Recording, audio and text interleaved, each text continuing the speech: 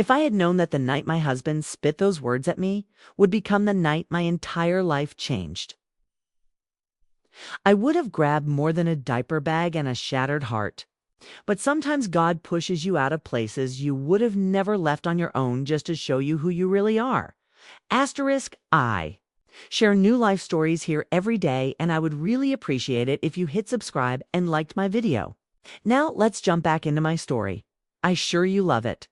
If you keep listening till the end and tell me from which part of the world you are watching this story, I am interested to know how far away this story travel. I still hear Marcus's voice echoing in that tiny apartment, so loud, so hateful, so sharp it sliced straight through my spine. "You're a tramp and your kid will be too," he yelled, his fingers shaking inches from my face like I was a villain in some movie. I stood barefoot in the hallway, my daughter Nia sleeping on my shoulder, unaware of the storm exploding around her. The neighbors peeked through their doors. I remember my cheeks burning, my throat tight, the weight of humiliation crawling up my skin as Marcus grabbed my suitcase and tossed it out into the rain-soaked stairwell. "Get out, both of you. I'm done." There are moments in life when your body reacts before your brain does. I didn't cry. I didn't scream. I didn't beg.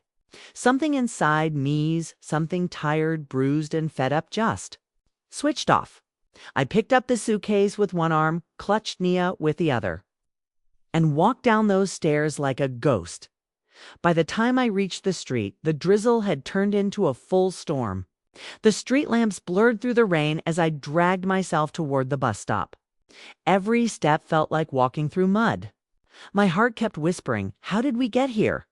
How did the man who once kissed my forehead and promised to protect me become the one who threw me out like trash? But life doesn't pause for answers. Life pushes you forward, even when you're crawling. I spent that first night at a 24-hour dinernia lying across my lap, wrapped in my jacket while my clothes clung cold against my skin. The waitress, Miss Lorraine, kept refilling my cup with hot water because I couldn't afford tea. "You all right, baby?" she asked, but my throat locked up. I wasn't all right, not even close. The next few weeks blurred into a cycle of shelters, late-night buses, and praying my baby wouldn't feel the fear I swallowed every second. I cleaned offices in the morning, stocked shelves at night, slept whenever I could. Some days my bones felt made of lead. Some days I thought about going back begging even. But every time the thought crept in, I heard his voice again. "You're a tramp, and your kid will be too." That sentence became my fire. I swore on every star above me that Nia would never grow up thinking she came from shame. She would grow up seeing her mother fight for her, for us, for a life far bigger than the one we'd been thrown out of 1 year later. I was not the same woman who left that apartment in the rain. I had my own place, a tiny studio, but it was ours. My own job, my own peace. And slowly, a new confidence was blooming inside me like spring after a brutal winter. But I wasn't expecting what happened next. Because 1 year later, on a quiet Saturday morning while I braided Nia's hair, someone knocked on my door. A familiar voice whispered through the wood, "Cassandra, we need to talk." My blood froze.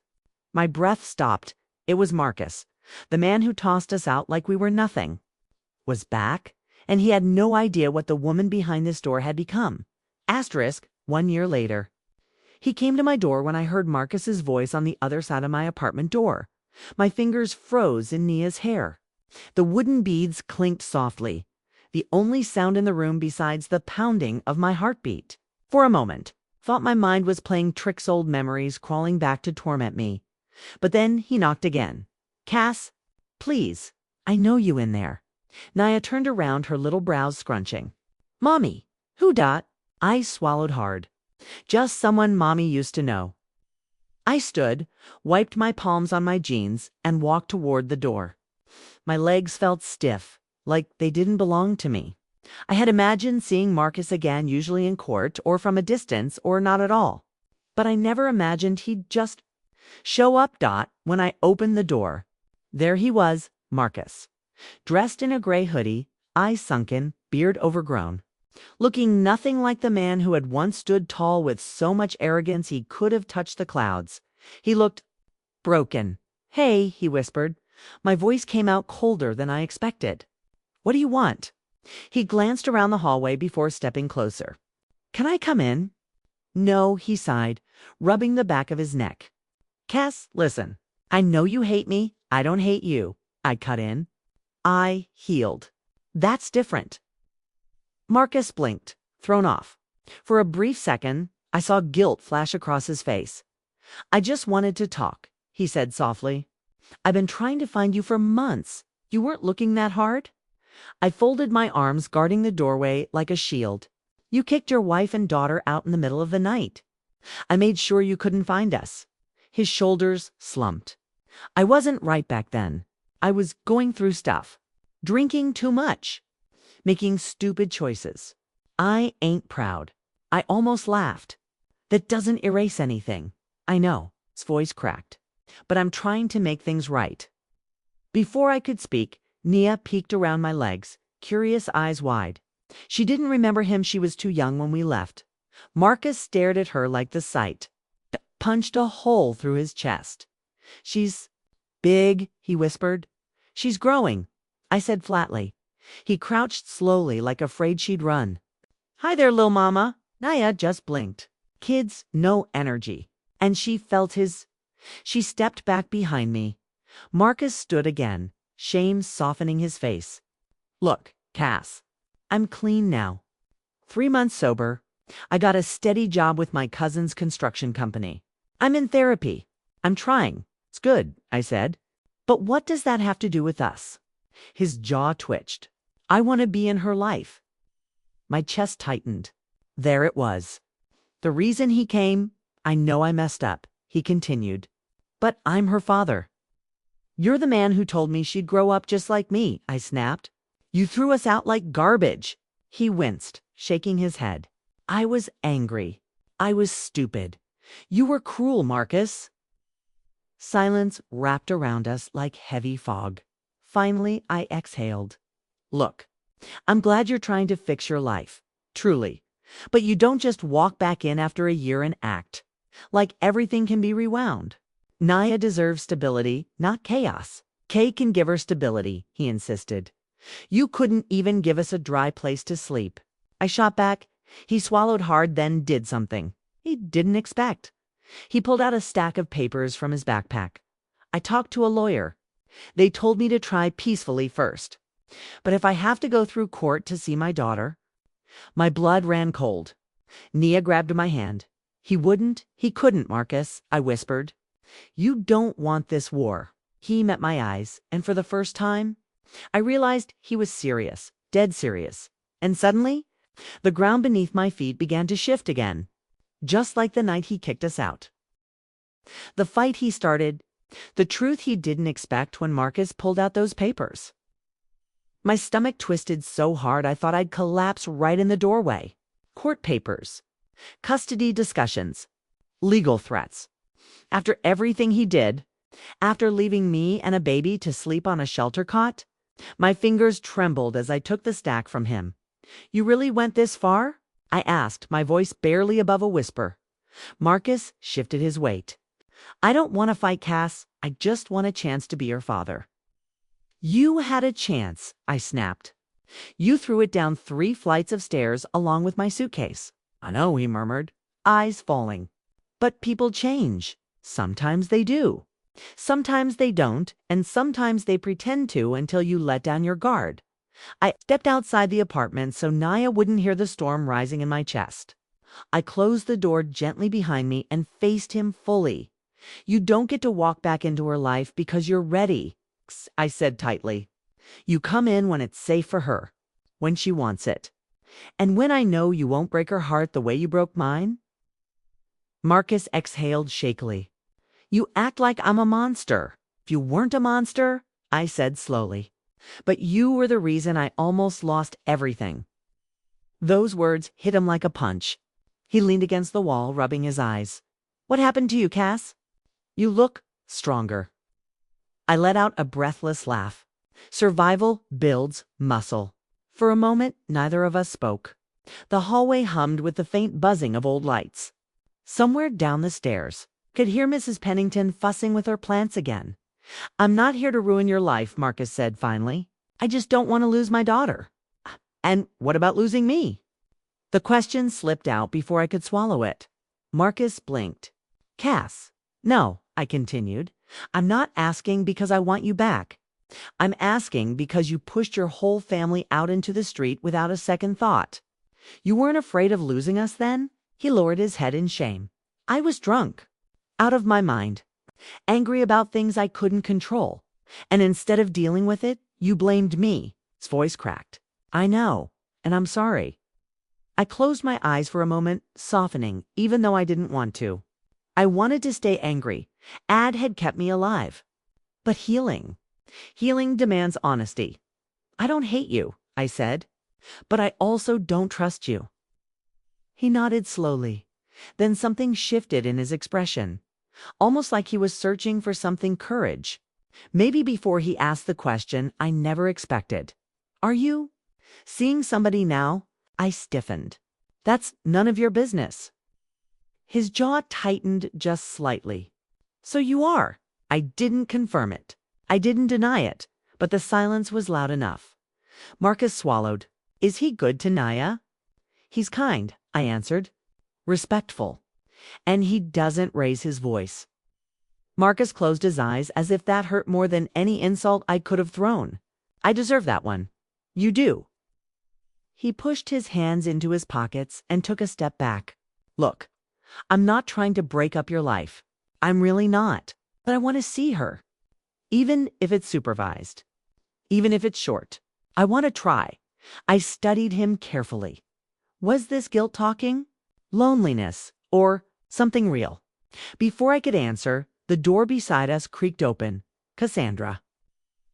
"Honey," Mrs. Pennington whispered, waving her hand urgently. "You need to come in here a moment." I frowned. "Everything okay?" She glanced at Marcus, then at the papers in my hand, then back to me. Her voice dropped to a whisper. "Baby, you need to see what's on the news." My stomach flipped. "What is it?" She ushered me inside her apartment, closed the door, and pointed at the TV. I froze. There, on the screen in a breaking news alert, was Marcus's face, and the headline beneath it shattered every piece of calm. I had left local man under investigation in worksite accident. Officials suspect Auntie and Cinny. Blood ran cold, and suddenly, I realized this wasn't just about custody. This wasn't just about redemption. My ex-husband had brought a storm to my doorstep, and I wasn't even close to prepared for it. Asterisk the truth, the fight. And the ending he never saw coming. My eyes stayed locked on the TV screen while Mrs. Pennington hovered beside me, wringing her hands. The news anchor's voice cut sharply through the small living room. "The investigation involves construction worker Marcus Turner, who authorities believe may have been involved in unsafe practices leading to a serious on-site injury. If charges are filed, it could affect his employment status and any ongoing legal proceedings." I didn't breathe. Couldn't. It felt like the room closed in around me while Marcus's face flashed across the TV again, looking tired, stressed, and older than the man I once married. Behind me, I heard the shuffle of shoes. I turned. Marcus stood at Mrs. Pennington's doorway, eyes glued to the screen, color draining from his face. "Turn that off," he whispered. I didn't move. He stepped forward, voice cracking. "Cass, I swear it wasn't my fault."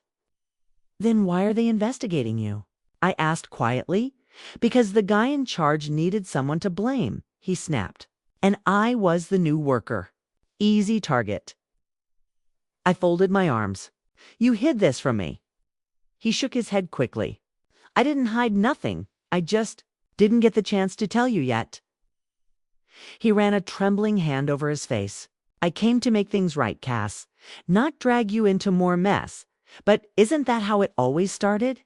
Good intentions. Bad followed dash through pain for me chaos around Naya. Why should I believe you?" I asked. Marcus stared at the carpet, chest rising and falling like he was drowning. "Because I ain't that man anymore. I know I messed up. I know I hurt you. But I'm trying. I'm really trying to get my life together.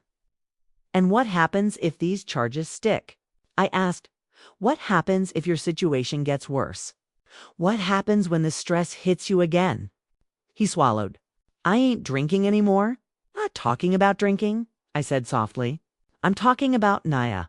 I'm talking about her heart. Marcus looked toward the wall, blinking fast like he didn't want me to see tears forming.